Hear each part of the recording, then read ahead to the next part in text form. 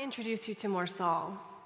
She's a 24-year-old Afghan woman, the mother of 4-year-old twins. She's here tonight, and she's been a Seattleite for the past 9 months after her family fled their country as refugees and came here. And Morsal has big dreams for her life, and I want to talk to you about what those dreams have to do with this dress.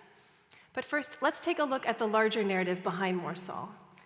This past year, more than 3,900 refugees came to Washington for safety. Now, Seattle is a welcoming hub for refugees, and it's specifically a growing hub for Afghan refugees. And these are people that face threats and violence because of their work with our U.S. military in Afghanistan. And their arrival numbers here have increased 66% in the past 2 years. Now, like all refugees, when Afghans arrive, they face challenges. But the experience for Afghan women, like Morsal, is distinct. Across the board, they face the largest barriers of any refugee groups here. Now, I work in refugee resettlement and consistently see this group left behind by social services and unable to access programs specifically designed for refugees. And here's why. In Afghanistan, women were denied access to education, which means many cannot read or write in their own language. So imagine learning English when you've never been taught how to read or write. They have no formal work experience, and in Afghanistan, to leave their house, they required a male escort, which will make a simple task here, like taking the bus to work, an overwhelming one. Afghans typically have large families, which also creates childcare barriers for women who want to work. And they do want to work. But our focus groups with this community showed there are several things that need to align for a woman to feel comfortable working.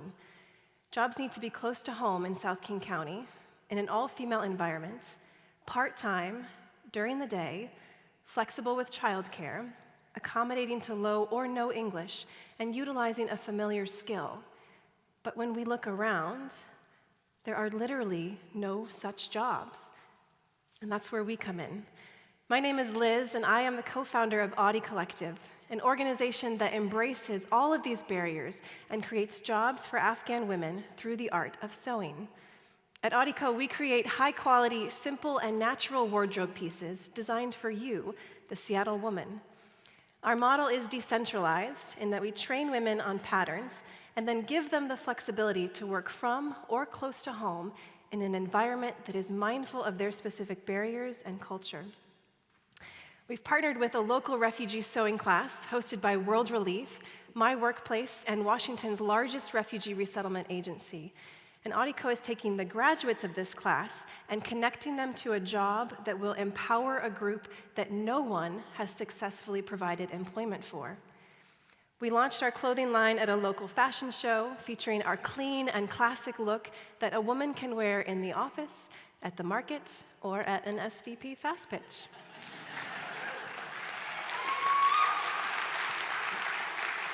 By word of mouth alone, we received 29 requests for pre-orders, which is significant because we are the youngest innovator here.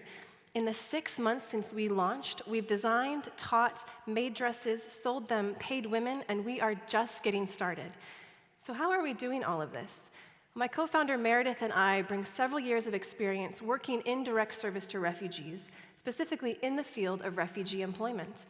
And we're mentored by individuals who have worked with refugee artisans, started organizations, and made amazing impacts in their community. And we think some of you here tonight might have even more to offer us. And here's what we can offer you. An Audico dress sells for $120, and $75 of that goes directly back to its creator. And as it takes Morsal about 5 hours to make your dress, that's a $15 per hour wage. So in the next year, we plan to have 10 women working with Audi Collective.